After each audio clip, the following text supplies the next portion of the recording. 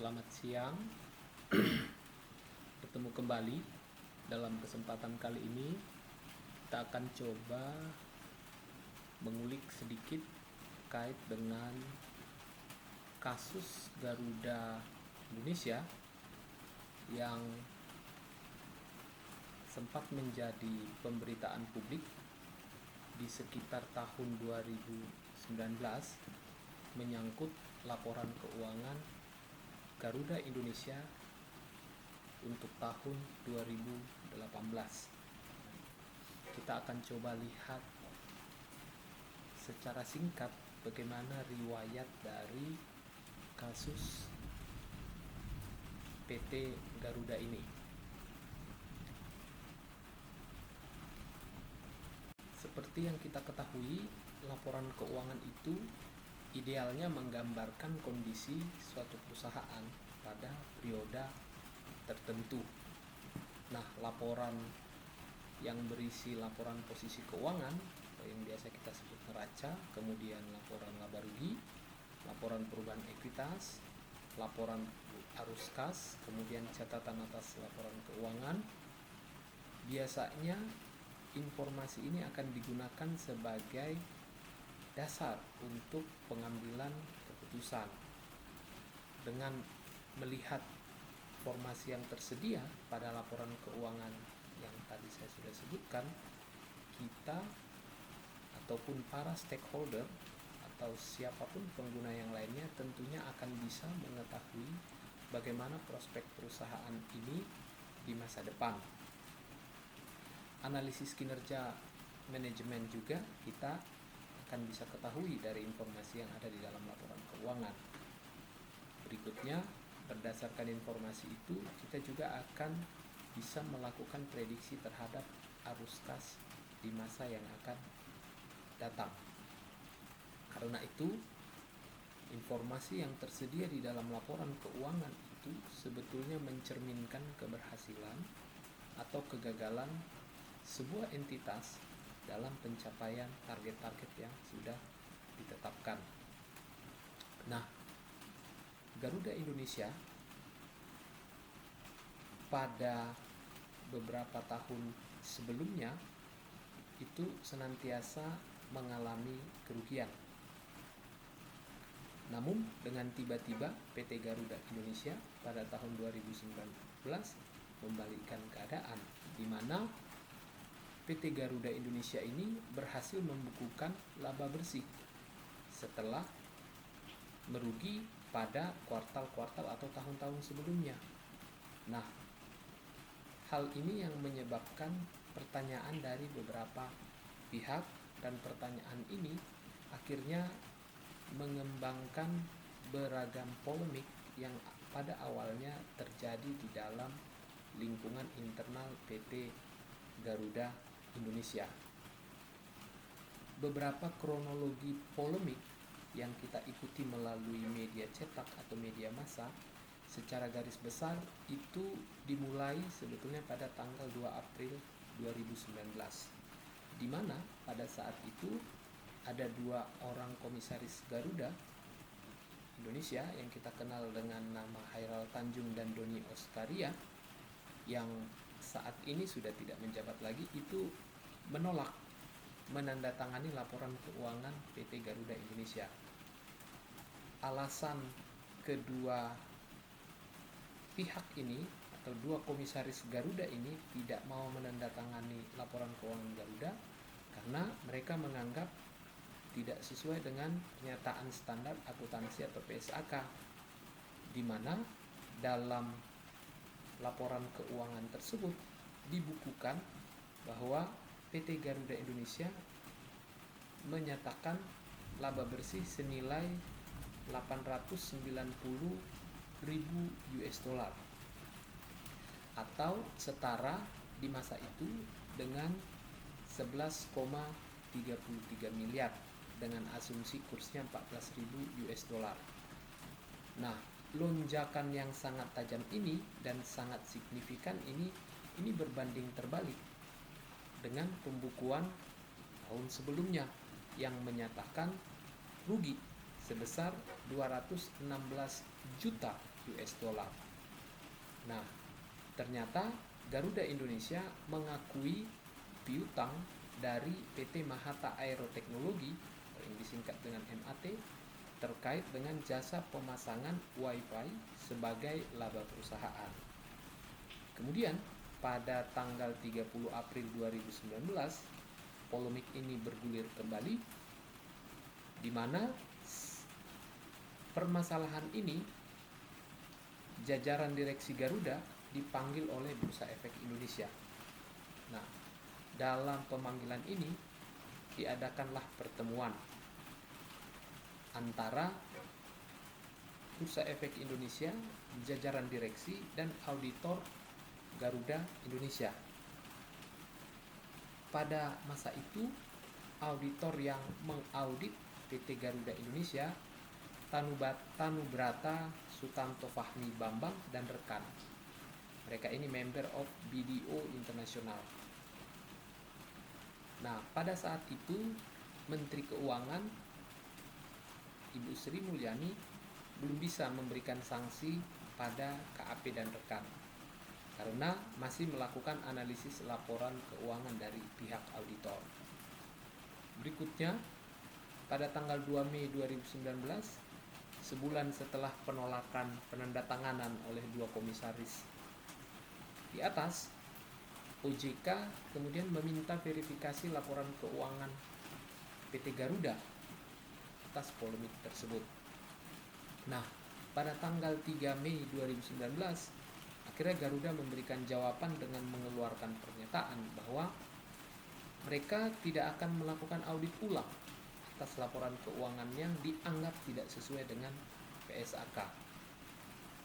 Kemudian pada tanggal 8 Mei 2019, MAT atau Mahata Aero Teknologi itu memberikan respon karena dalam pemberitaan media sebelumnya piutang dari PT MAT inilah yang diakui oleh Garuda sebagai pendapatan. MAT atau Mahata Aero Teknologi bersuara, mereka perlu memberikan klarifikasi karena namanya terseret dalam polemik atau saat ini kita sebut dengan skandal laporan keuangan Garuda Indonesia. Perusahaan yang baru berdiri pada tanggal 3 November 2017 ini berani bekerja sama dengan Garuda dengan mencatatkan utang sebesar 239 juta US dollar yang kemudian dimasukkan ke dalam kolom pendapatan oleh Garuda Indonesia. Kemudian pada tanggal 21 Mei 2019, Garuda Indonesia kembali dipanggil lagi oleh Komisi 4 DPR untuk dimintai keterangan terkait dengan pengakuan piutang dimaksud sebagai pendapatan. Berikutnya, pada tanggal 14 Juni 2019, Sekjen Kementerian Keuangan menyampaikan hasil pemeriksaan terhadap KAP yang dimaksud. Jadi tadi KAP yang melakukan audit 31 Desember 2018 adalah Fahmi, atau mereka member BDO International. Jadi pada tahapan ini dilakukan audit kepatuhan terkait pendapatan yang ada menyangkut polemik dengan PT Mahata Aero Teknologi. Auditnya dilakukan oleh Badan Pemeriksa Keuangan dan hasilnya ada beberapa catatan yang akan nanti coba kita akan singgung secara singkat. Selanjutnya, setelah pada tanggal 14 Juni hasil pemeriksaan dari BPK yang menyatakan bahwa ada audit yang tidak sesuai dengan PSAK itu, dan tentunya akan ada sanksi yang akan diberikan kepada KAP dan rekan sambil menunggu koordinasi dari OJK. Pada tanggal 18 Juni 2019, BI juga berkoordinasi intens dengan OJK terkait sanksi apa yang akan diberikan. Pada tanggal 28 Juni 2019, Garuda Indonesia menyatakan menerima sanksi dari berbagai pihak. Sanksi untuk auditor dari Kementerian Keuangan, pembekuan izin selama 12 bulan. Kemudian dari OJK mengenakan sanksi kepada Garuda dengan denda 100 juta, serta masing-masing jajaran direksi dan komisarisnya didenda dengan harus patungan membayar 100 juta. Berikutnya, BEI juga mengenakan denda kepada PT Garuda Indonesia sebesar 250 juta. OJK memberikan press release kepada publik dan menyatakan bahwa PT Garuda Indonesia telah melakukan kesalahan terkait dengan penyajian laporan keuangan tahunan per 31 Desember 2018. OJK mengungkapkan bahwa PT Garuda Indonesia terbukti melanggar beberapa ketentuan. Pertama, terkait dengan pasal 69 Undang-Undang 8 tahun 95 tentang pasar modal. Di situ disebutkan bahwa laporan keuangan yang disampaikan kepada Bapepam, dalam hal ini BEI, wajib disusun berdasarkan prinsip akuntansi yang berlaku umum. Kemudian peraturan Bapepam dan LK menyangkut penyajian dan pengungkapan. Kemudian yang ketiga juga bertentangan dengan interpretasi standar akuntansi keuangan ISAK 8 ya, tentang penentuan apakah suatu perjanjian mengandung sewa. Kemudian melanggar ketentuan yang ada di dalam PSAK nomor 30 tentang sewa. Selanjutnya, BEI dan pihak terkait lainnya memberikan sanksi kepada PT Garuda berupa yang pertama, selain denda di atas, memberikan perintah tertulis kepada PT Garuda Indonesia untuk memperbaiki dan menyajikan kembali laporan keuangan tahunan PT Garuda Indonesia, serta melakukan public expose atas perbaikan dan penyajian kembali laporan keuangan tahunan per 31 Desember 2018, dimaksud paling lambat 14 hari setelah dikeluarkannya surat di masa itu. Yang kedua, sanksinya memberi perintah tertulis kepada KAP yang bertanggung jawab melakukan audit terhadap laporan keuangan tahunan PT Garuda Indonesia per 31 Desember 2018. Tanu Brata, Sutanto, Fahmi, Bambang, dan rekan untuk melakukan perbaikan kebijakan dan prosedur pengendalian mutu di kantor akuntan publik mereka sesuai dengan peraturan OJK yang ada, paling lambat 3 bulan setelah perintah yang disampaikan di atas itu diberikan. Rekomendasi atas kasus Garuda Indonesia agar kasus serupa tidak terulang kembali di kemudian hari, ada beberapa hal yang perlu diperhatikan. Pihak KAP Tanu Brata, Sutanto, Fahmi, Bambang, dan rekan seharusnya perlu melakukan pengecekan ulang terhadap piutang PT Garuda atas Mahata Aeroteknologi sebesar 239 juta US dollar. Pihak KAP seharusnya perlu melakukan pengecekan pada histori dokumen penjualan dan penerimaan perusahaan. Dokumen penjualan yang dimaksud di sini, KAP seharusnya melakukan verifikasi terhadap customer order, kemudian sales order, shipping document, sales invoice, sales transaction file, sales journal, kemudian account receivable master, account receivable trial balance, monthly statement. Hal-hal ini seharusnya perlu dilakukan pengecekan dokumen yang tersedia maupun historinya dengan tujuan agar tidak terjadi kesalahan dalam proses audit, sehingga audit yang dilakukan sudah sesuai dengan ketentuan PSAK. Berdasarkan hasil pemeriksaan yang tadi sudah sempat saya singgung di atas,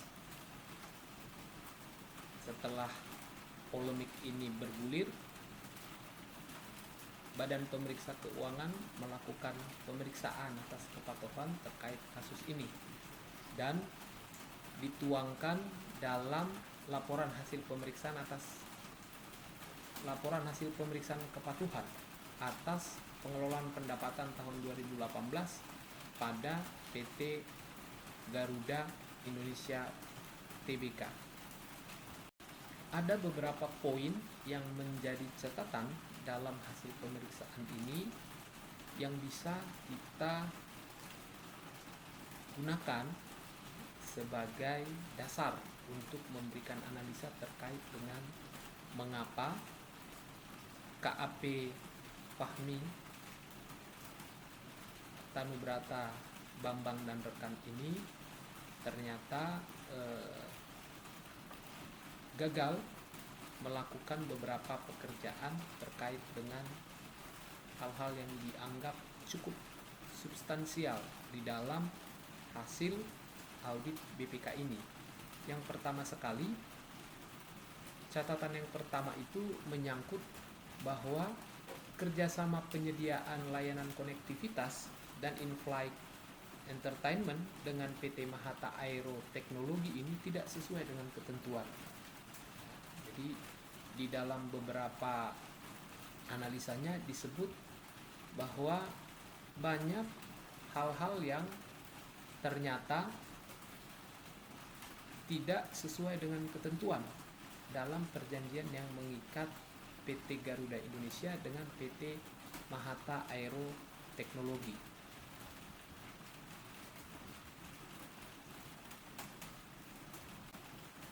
Kronologi kerjasama dengan PT Mahata Aero Teknologi ini bermula dari adanya surat minat dan persetujuan kerja sama wifi di pesawat Citylink ya, dengan PT Mahata Aero Teknologi pada tanggal 19 Oktober 2017. Dalam temuan audit itu ditemukan bahwa ternyata pemilihan mitra kerjasama antara Citylink dengan PT Mahata Aero Teknologi itu tidak sesuai dengan ketentuan. Hasil pemeriksaan menunjukkan bahwa walaupun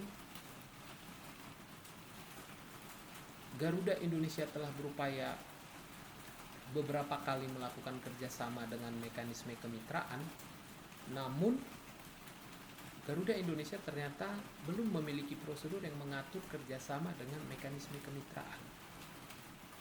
Kemudian yang kedua, Mahata Aero Teknologi itu ditunjuk secara langsung sebagai mitra kerjasama tanpa adanya pembanding dan tidak didukung dengan kajian atas kemampuan mitra kerjasama secara teknis maupun finansial yang memadai. Kondisi ini membuat atau menyimpulkan bahwa PT Mahata Aero Teknologi belum layak secara teknis untuk ditunjuk sebagai mitra kerjasama. Sebelum perjanjian kerjasama antara PT Garuda Indonesia, Citylink dengan Mahata Aero Teknologi, diketahui bahwa Mahata Aero Teknologi ini belum memiliki izin dari Kementerian Komunikasi dan Informasi. Mahata Aero Teknologi tidak memiliki sertifikasi atas pemasangan peralatan konektivitas penerbangan dan tidak memiliki personil yang mempunyai pengalaman, kualifikasi, dan sertifikasi untuk melakukan pemasangan peralatan dimaksud di pesawat komersil. PT Mahata Aero Teknologi juga tidak mempunyai kemampuan finansial untuk melakukan kerjasama. Setelah ditelusuri, PT Mahata Aero Teknologi hanya memiliki modal dasar perusahaan sebesar 10 miliar 500 juta rupiah. Ya. Sedangkan kerjasama antara Garuda Indonesia, Citylink, Sriwijaya dengan PT Mahata Teknologi ini sebesar 241 juta 940 ribu US dollar. Artinya apa? nilai perjanjian kerjasama jauh melebihi nilai aset, ya, sehingga tidak dapat dijadikan jaminan atas nilai kerjasama antara PT Garuda Indonesia dengan PT Mahata Aeroteknologi.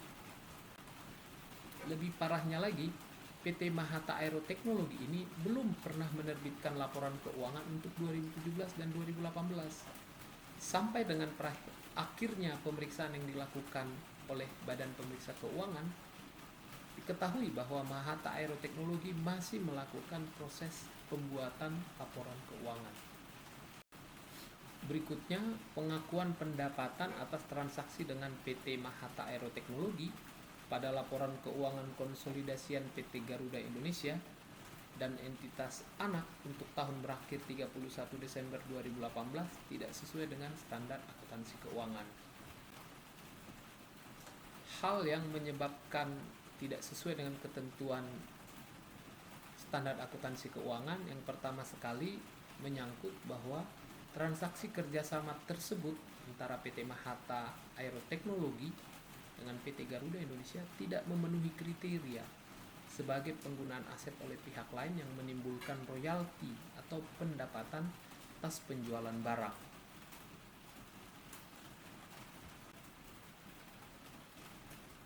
Kondisi berikutnya, PT Garuda Indonesia tidak dapat mengakui seluruh pendapatan di laporan laba rugi pada tanggal awal transaksi. Pengakuan pendapatan di awal transaksi tidak dapat dilakukan dengan penjelasan sebagai berikut.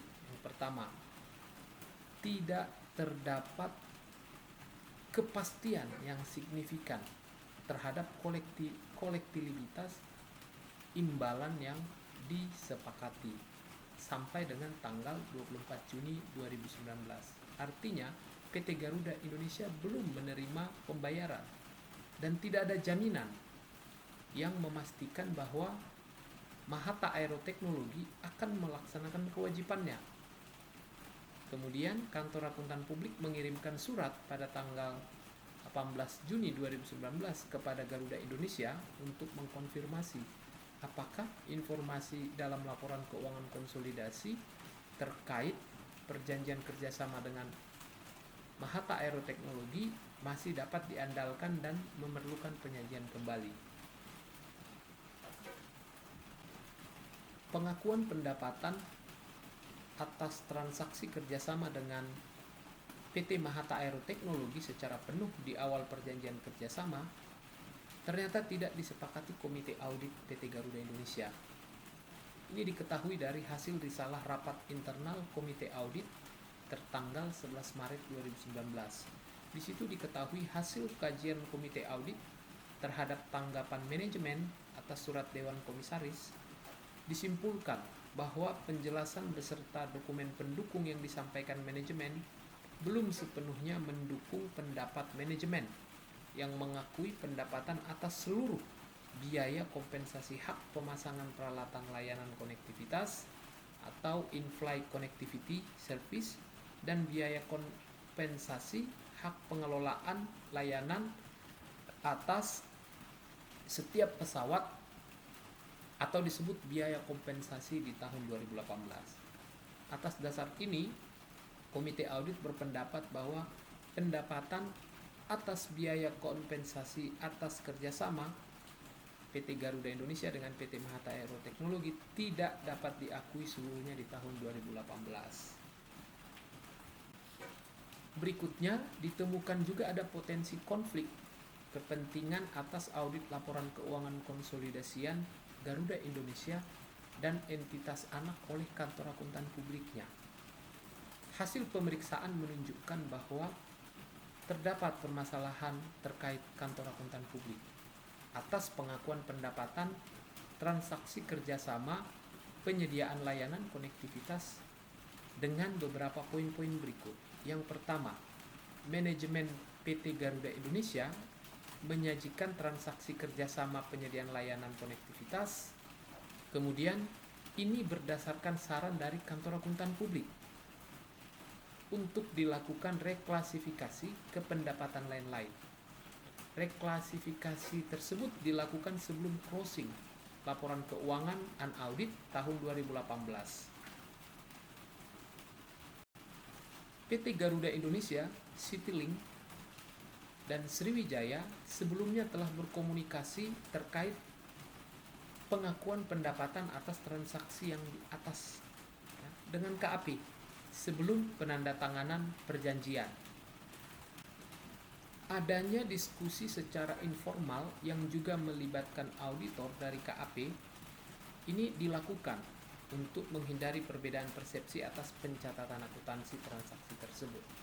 Diskusi informal ini dilakukan 2 kali sebelum KAP ditetapkan untuk melakukan audit laporan keuangan. Dalam temuan hasil pemeriksaan lanjutan ini diungkapkan juga bahwa ternyata KAP belum memiliki kompetensi untuk melakukan audit di perusahaan penerbangan. Ini berdasarkan risalah rapat diskusi antara Komite Audit dan KAP yang dilakukan pada tanggal 18 Desember 2018. Di situ diketahui bahwa personil KAP belum memiliki pengalaman audit yang cukup pada perusahaan penerbangan. Berikutnya, tidak cukup tersedianya auditor yang memiliki kualifikasi berpengalaman dalam audit perusahaan penerbangan. Beberapa di antaranya bahkan belum memiliki pengalaman bekerja sebagai auditor. Inilah beberapa catatan-catatan penting terkait kasus atau polemik ataupun skandal PT Garuda Indonesia yang terjadi terkait dengan audit laporan keuangan 31 Desember 2018. Terima kasih.